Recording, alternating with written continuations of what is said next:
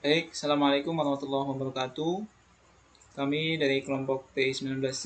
Di sini kami akan menjelaskan mengenai tugas akhir dari mata kuliah perencanaan dan pengembangan produk. Di sini produk yang akan kami jelaskan yaitu mengenai power charger portable dengan menggunakan metode QFD atau Quality Function Development. Kelompok kami terdiri dari 4 orang, yaitu saya sendiri, Kori Maulan Nur Sidik, ada Canana Adi Nugroho, Febri Irsadul Ibad, dan Diri Ropiana. Oke, masuk ke latar belakang. Di sini produk kami itu dilatar belakangi oleh kesibukan mobilitas yang tinggi sebagian besar masyarakat. Jadi membuat alat komunikasi, yaitu misalnya handphone, menjadi salah satu hal yang dibutuhkan. Alat komunikasi seperti ini sudah menjadi bagian dari kebudayaan masyarakat pada umumnya. Hal ini disebutkan handphone merupakan alat komunikasi yang cukup praktis dan efektif. Alat komunikasi handphone membutuhkan daya listrik dan sumber daya baterai yang cukup. Apabila terjadi kehabisan daya, memerlukan sumber listrik untuk memberikan daya baterai agar dapat mengoperasikan handphone dengan optimal. Nah, mengenai latar belakang ini, jadi untuk memenuhi kebutuhan masalah tadi, kami memutuskan untuk membuat charger portable yang mudah digunakan dan dapat dibawa kemana saja. Oke, selanjutnya pada rumusan masalah.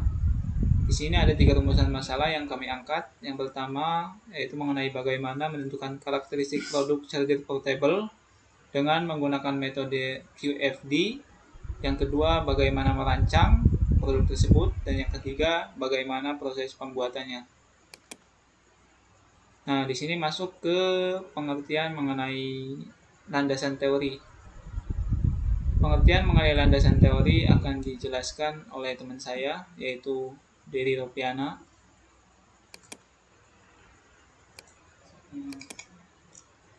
Di sini saya Deri Ropiana akan menjelaskan tentang landasan teori.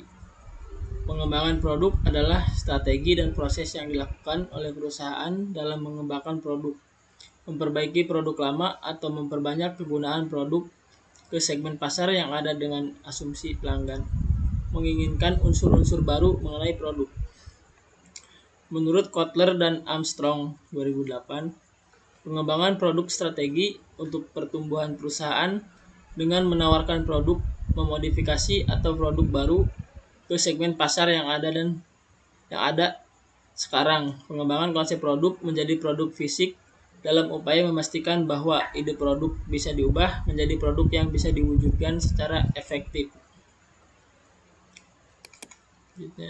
Tujuan pengembangan produk menurut Kotler dan Keller 2008, umumnya tujuan pengembangan produk baru adalah yang pertama, untuk memenuhi kebutuhan baru dan memperkuat reputasi perusahaan sebagai investor, yaitu dengan menawarkan produk yang lebih baru daripada produk sebelumnya.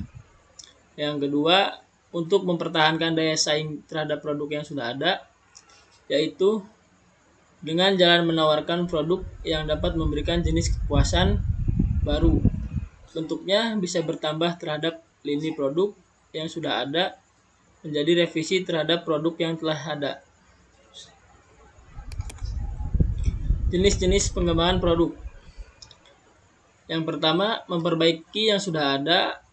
Selanjutnya, memperluas lini produk, menambahkan produk yang ada, meniru strategi pesaing, dan menambahkan lini produk.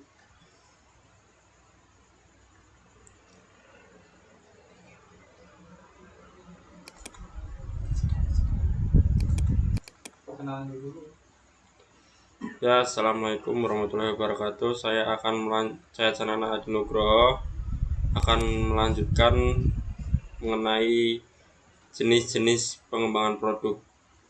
Memperbaiki yang sudah ada, memperluas lini produk, menambah produk yang ada, meniru strategi pesaing, menambah lini produk.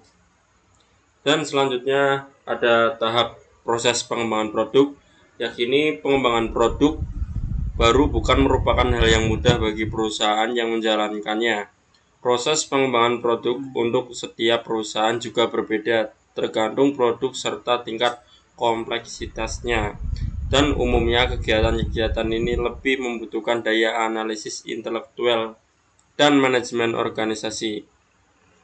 Perusahaan harus menyadari bahwa dalam pelaksanaan pengembangan produk, kemungkinan perusahaan mengadakan perubahan-perubahan ciri-ciri khusus produk.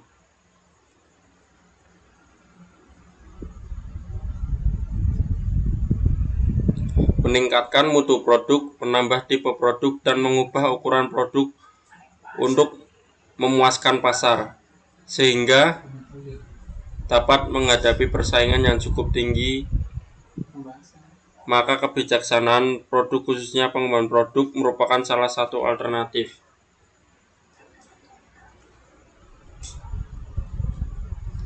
Selanjutnya ada faktor pendukung dan penghambat pengembangan produk.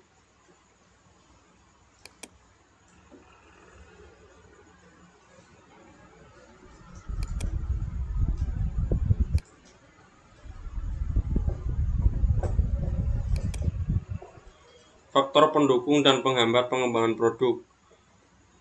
Salah satunya faktor pendukung yaitu 1.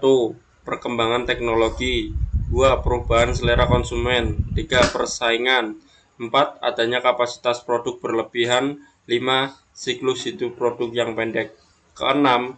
Adanya keinginan untuk meningkatkan laba. Perusahaan mempunyai keinginan untuk memperkuat posisi produknya di pasar serta memperluas pasar. Faktor penghambat. Menurut Kotler dan Keller 2008, terdapat beberapa faktor yang menjadi penyebab terhambatnya proses pengembangan produk. Salah satunya yaitu kekurangan gagasan mengenai produk baru yang penting di bidang tertentu. Mungkin hanya ditemukan sedikit cara untuk memperbaiki beberapa produk dasar seperti baja, deterjen. Pasar yang berbagi-bagi karena persaingan yang ketat.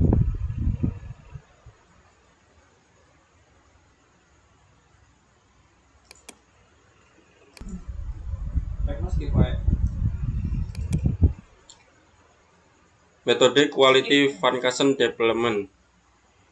Pengertian QFD. Quality Function Development merupakan pendekatan sistematik yang menentukan tuntutan atau permintaan konsumen, kemudian menerjemahkan tuntutan tersebut secara akurat dalam keadaan teknis, manufacturing, dan perencanaan produksi yang tepat. Tahapan dalam metode QFD akan berjalan jika pelaksanaan tahap metode tersebut dilaksanakan dengan baik. Tahapan utama yang harus diterapkan dalam melaksanakan metode QFD adalah penjaminan kualitas produk dan jasa.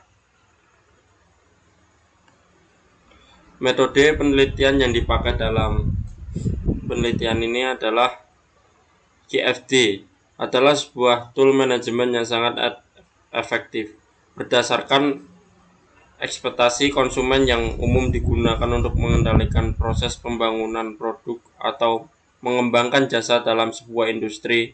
Konsep QFD pertama kali ditemukan oleh Dr. Yoji Akao di Jepang pada 1966.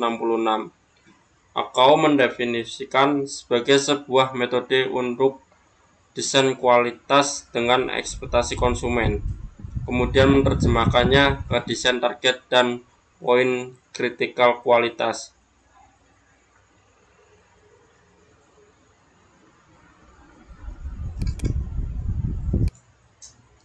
Perkenalkan, nama saya Febri Rizado Libat. Saya ingin meneruskan penjelasan dari presentasi yang tadi, Canana.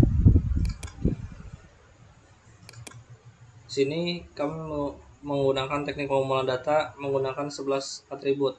Untuk atribut yang pertama yaitu mudah digunakan, yang kedua yaitu tidak mudah rusak, yang ketiga daya tahan lama, yang keempat tidak memakan banyak tempat, yang kelima harganya terjangkau, yang keenam ringan, Yang ketujuh, desainnya menarik. Yang kedelapan, mudah dipegang. Yang kesembilan, memiliki banyak port USB. Yang kesepuluh, mudah dibawa kemana-mana. Dan nomor 11, sebagai penerangan. Penyusunan dan penyebaran kuesioner akhir. Data di atas merupakan hasil dari penyebaran kuesioner awal, di mana data tersebut didapatkan dari konsumen pengguna charger portable, yang kemudian dikategorikan sebagai bahasa pengembangan produk.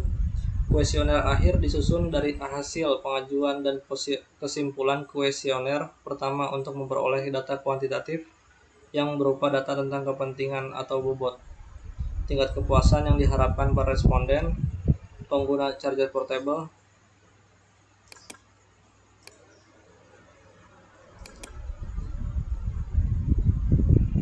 Kuesioner tahap akhir ini disebarkan kepada 50 orang responden, dan dari hasil penyebaran kuesioner tahap akhir ini dapat dilakukan pengolahan data lebih lanjut.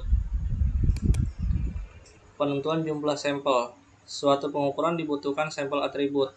Dalam hal ini, populasi pengguna charger portable yang mayoritasnya para pendaki gunung di wilayah kota Surabaya yang selama ini membutuhkan pengisi daya untuk bepergian. Dalam menentukan jumlah sampel atribut penelitian, maka digunakan perhitungan dengan metode Bernoulli, ukuran sampel minimum, untuk menguji kecukupan data dari kuesioner. Didapat dari perhitungan Bernoulli dengan rumus sebagai berikut. Ferry dan Juju 2010. Untuk rumusnya ada di atas, yaitu di mana N jumlah sampel minimum, Z sama dengan nilai distribusi normal, alpha sama dengan tingkat signifikan, P sebagai proporsi jumlah kuesioner yang dijawab benar, Q sama dengan 1 dikurangi P, di mana proporsi jumlah kuesioner yang dijawab salah, dan yang terakhir E yaitu toleransi error. Untuk hasil perhitungannya ada di sini.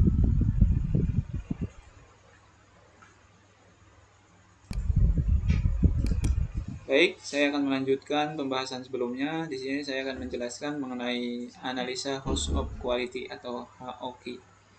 Dalam HOQ ini yaitu ada beberapa pertimbangan yang harus diperhatikan, yaitu diantaranya adalah atribut produk, di mana atribut produk ini adalah data yang kami dapatkan dari permintaan konsumen, dan karakteristik teknis ini yaitu normal data yang kami gunakan dalam proses produksi. Untuk data atribut ada beberapa, yaitu diantaranya mudah digunakan, harga terjangkau, sampai sebagai penerangan. Nah, untuk karakteristik tekniknya yaitu ada digunakan mengikuti gerak tubuh, nyampe menggunakan port USB 20. Nah, untuk nominated row weight-nya di sini mengambil yang terbesar. Yang terbesar itu adalah 10,9, mudah dipegang. Ini menjadi permintaan tertinggi dari konsumen.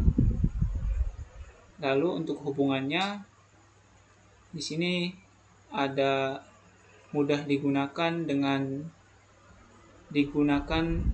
mengikuti gerak tubuh itu bulat hitam dengan contribution 1,61, relative contribution 13%, dan ranking technical report priority 3%. Di mana untuk ranking pertama dari hubungan atribut produk dan karakteristik teknik itu yaitu terdapat pada mudah dipegang dengan mudah dibawa. Oke, selanjutnya mengenai tabel nilai atribut yang didapat dari host of quality tadi. Di sini tabel nilai atributnya yaitu sebagai berikut: mudah digunakan, memiliki raw weight atau berat garis itu 4,78 dengan persen berat 10,3, dan di sini juga ada nilai tabel karakteristik, di mana di dalamnya menjelaskan mengenai karakteristik teknik tentang ketentuan yang kami gunakan dalam proses produksi charger portable tersebut, pembuatan charger portable tersebut. Itu diantaranya ada digunakan mengikuti gerak tubuh, di mana kontribusinya yaitu 1,31 dengan persen relationnya 11% dan rankingnya 5. Nah, untuk ranking bersama itu yaitu mengenai material ringan dan mudah didapatkan. Oke, selanjutnya pembahasan mengenai perancangan produk charger portable.